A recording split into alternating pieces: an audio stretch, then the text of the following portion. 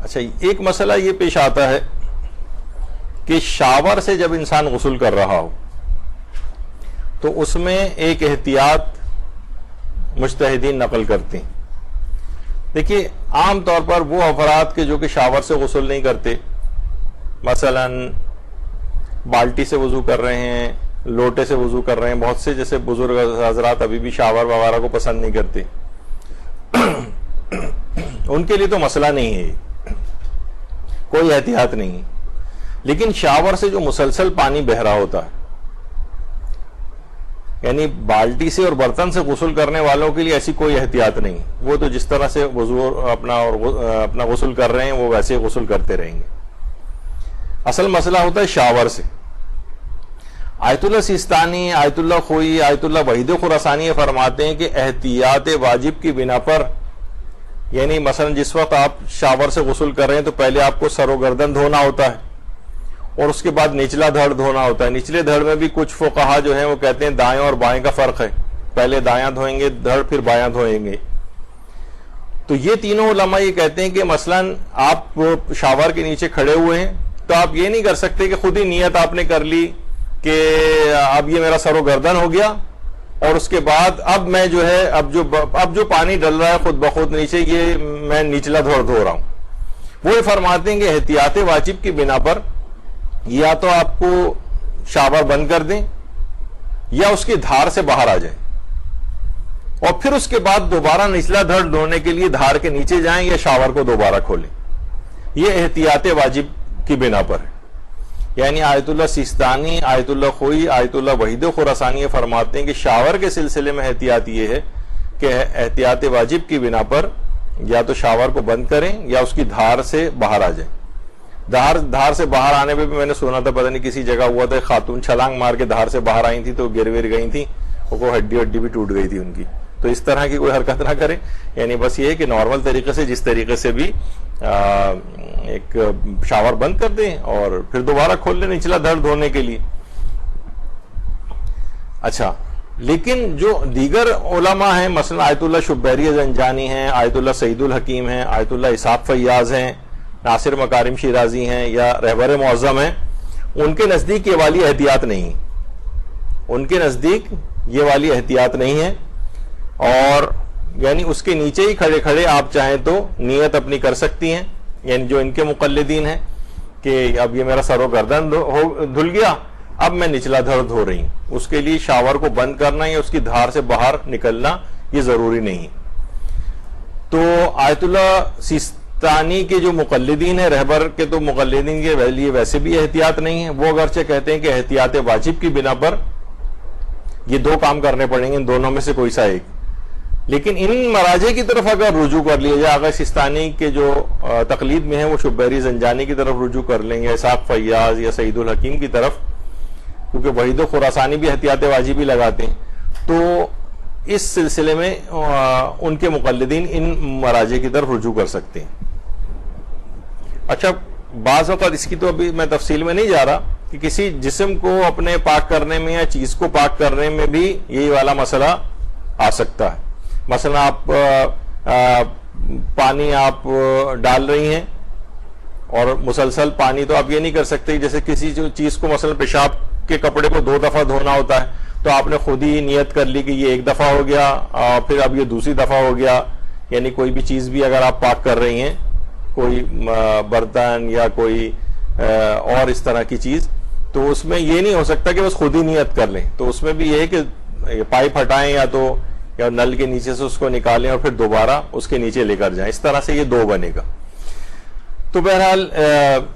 اس میں مسئلہ یہ ہے کہ اگر ایسی کوئی غلطی سابقہ ہوتی رہی ہو، یعنی اس طرح کا کسی نے خیال نہیں کیا جبکہ احتیاط واجب کی بنا پر یہ ضروری تھا، تو اس کا نتیجہ کیا نکلے گا؟ اس میں یہ ہوگا کہ اگر اب بھی ہم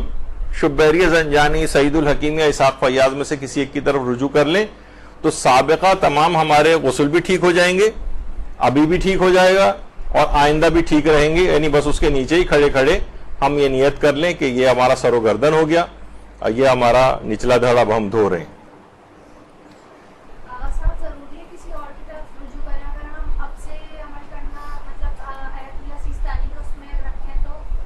اگر آیت اللہ تو پھر آپ اسی پر رہیں، بلکہ ہاں نہیں، پچھلی پھر باطل ہو جائیں گی، اور آپ کو ان سے جو آپ نے نمازیں پڑھی ہیں ممکن ہے وہ بھی آپ کو دہرانی پڑے. یعنی اگر آپ نے رجوع نہیں کیا تو آپ کے جو اس کا مطلب ہے کہ غسل باطل ہے. رجوع کر لیں گے تو پچھلے تمام غسل بھی صحیح ہو جائیں گے اور نمازیں وغیرہ بھی صحیح ہو جائیں گی. یعنی یہ جو رجوع کرنے کے بعد پچھلی تمام چیزیں بھی صحیح ہو جاتی ہیں اس مسئلے کے تحت، اور آئندہ بھی ٹھیک رہتی ہیں، کیونکہ آپ کا نیت رجوع اس آئندہ کے لیے بھی ہوتی ہے، تو آئندہ کے لحاظ سے بھی یہی مسئلہ ہوگا. اچھا، غسل میں نچلے دھڑ کے اندر دائیں اور بائیں کا جو مسئلہ ہے، آقا سیستانی اور آیت اللہ خوئی وغیرہ وہ فرماتے ہیں کہ نہیں، نچلے دھڑ جب دھو رہے ہیں تو پورا نچلا دھڑ ایک ہی شمار ہوتا ہے. البتہ احتیاط یہ ہے، بہتر یہ ہے، مستحب یہ ہے کہ دائیں اور بائیں کر لیں. اس میں بھی پہلے دایاں حصہ دھوئیں، یعنی جسم کے نچلے دھڑ کے 2 حصے کر لیں.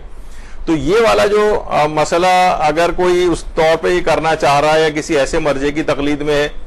کہ جو کہ شاور سے غسل کی اس احتیاط کا بھی قائل ہو اور یہ نچلے جسم کے جو 2 حصے کیے جاتے ہیں اس کا بھی قائل ہو، تو پھر اس کو یہی والی چیز دائیں اور بائیں کے اندر بھی کرنی پڑے گی. یعنی پہلے سر و گردن دھونے کے بعد شاور کو بند کرے یا دھار سے باہر نکلے، پھر دایاں جسم دھوئے آدھا، یعنی جو دائیں طرف کا حصہ ہے وہ دھوئے، اور پھر اس کے بعد شاور کو بند کرے یا پھر اس کی دھار سے باہر نکلے اور اس کے بعد پھر بایاں جسم دھوئے. تو آیت اللہ خمینی، امام خمینی جو تھے، اور آیت اللہ علی خامنہئی، وہ کہتے ہیں کہ نچلا دھڑ کے جو ہے اس میں 2 حصے کیے جاتے ہیں. لیکن آپ نے جیسے کہ سنا کہ رہبر معظم تو ویسے بھی اس میں اس کے قائل نہیں ہیں، تو نچلے دھڑ تو ویسے ہی رائٹ اور لیفٹ کر کے ان کے نزدیک دھویا جائے گا، لیکن یہ والی احتیاط ضروری نہیں. اس کے فقط قائل آیت اللہ سیستانی ہے، وہ بھی احتیاط واجب کی بنا پر ہے، اور احتیاط واجب میں بھی ان مراجع کی طرف رجوع کر لیا جائے تو غسل ٹھیک ہو جائے گا. اچھا، یہ جو شاور لگا ہوتا ہے جسے شاور ہیڈز کہتے ہیں، یہ بی بی سی نے بھی اس پہ ایک نیوز دی تھی، اور جو نیشنل اکیڈمی آف سائنسز ہے جو کہ ٹاپ 100 کے اندر آتی ہے اداروں کے اندر، یونیورسٹیز وغیرہ میں، ان کی بھی ایک رپورٹ یہ آئی تھی کہ جو شاور ہیڈز ہوتے ہیں اس کے اندر بہت سے، کیونکہ اس کی صفائی کا تو کوئی انتظام عام طور پر ہوتا نہیں، تو اس میں بہت سارے جراثیم وغیرہ آ کر چپک جاتے ہیں. لیجونیلا کے نام سے ایک مائکو بیکٹیریا ہے، وہ اس کے اندر گرو ہوتا ہے، پھر یہ ناک کے ذریعے یہ پھیپڑے میں جا کے نیمونیا بھی کاز کر سکتا ہے، اور ریسپریٹری جو بیماریاں ہیں، انفیکشنز وغیرہ ہیں سانس کی نالی کی، وہ بھی کرتا ہے. اور آج کل تو آپ کو پتہ ہے جیسے کووڈ وغیرہ اور یہ سب کچھ بھی، ظاہر آدمی ہر سانس کی ہر تکلیف یا انفیکشن سے انسان پریشان ہوتا ہے، دماغ اسی طرف جاتا ہے. تو اس میں بہرحال ایک خطرہ اس بیماری کا ہوتا ہے شاور کے ذریعے، کیونکہ شاور ہر وقت بس اس کے اندر وہ نمی جگہ رہتی ہے، تو وہاں پر کیونکہ اس کی صفائی کا اندر سے انتظام نہیں ہوتا ہے شاور ہیڈز کا، تو اس میں جراثیم آ کر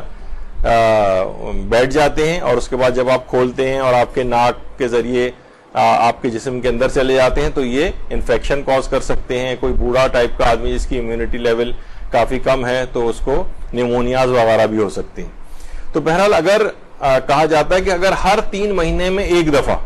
ایک معمولی سے ایک پروسیجر اگر گھر کے اندر ہی کر لیا جائے، وہ یہ ہے کہ عام طور پر ایک تھیلی سی اس کے اوپر باندھ دی جائے، اور اس تھیلی کے اندر پہلے سے کچھ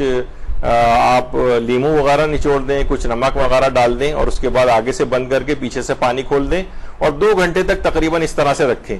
تو یہ جتنے بھی اس کے اندر لیجونیلا جو جراثیم ہیں، جو مائکو بیکٹیریا وغیرہ ہیں، وہ کل ہو جاتے ہیں. اس کے بعد پھر آپ تھیلی کو پھاڑ دیں اور یہ پانی نکل جائے گا. تو اس طرح سے ہر 3 مہینے میں یہ ڈس انفیکٹ ہو جائے گا، یعنی اس کی آپ نے ایک لحاظ سے اس کو صاف کر دیا اس کو. یہ ایک دوسرا ایک اور طریقہ بھی ہے کہ تھیلی کے اندر تھوڑا سا جو وینیگر ہوتا ہے، یہ سرکہ، یہ آپ اس کے اندر ڈال کے اور اس کے اوپر اس طرح کہ جو شاور ہیڈ کا جو اگلا حصہ ہے اس کے اندر ڈپ ہوا رہے، اور 2 گھنٹے تک صرف اس کو اس طرح سے رکھیں. اس کے بعد اس کو کھول دیں اور اس کے بعد پانی نارمل طریقے سے چلائیں، تو جتنے بھی جراثیم وہاں پر جمع ہو گئے ہوں گے وہ سارے کے سارے کل ہو جائیں گے، اور آپ کا یہ ڈس انفیکٹ ہو جائے گا. پھر 3 مہینے بعد دوبارہ اس کو کر لیں، تو اس سے یہ جراثیم لگنے کا اور یہ جو سانس کی کوئی بیماری ممکنہ ہو سکتی ہے اس سے بھی بچت ہو سکتی ہے. تو اس طرح سے اتنا فرق ہو جائے گا، بلکہ کافی اس کی کنڈیشننگ بھی ہو جائے گی شاور وغیرہ کی. تو یہ والا پلمبنگ کا کام بھی ہم نے آپ کو تھوڑا بہت سکھا دیا ہے یہاں پہ صرف مسائل فقہ کے ساتھ ساتھ.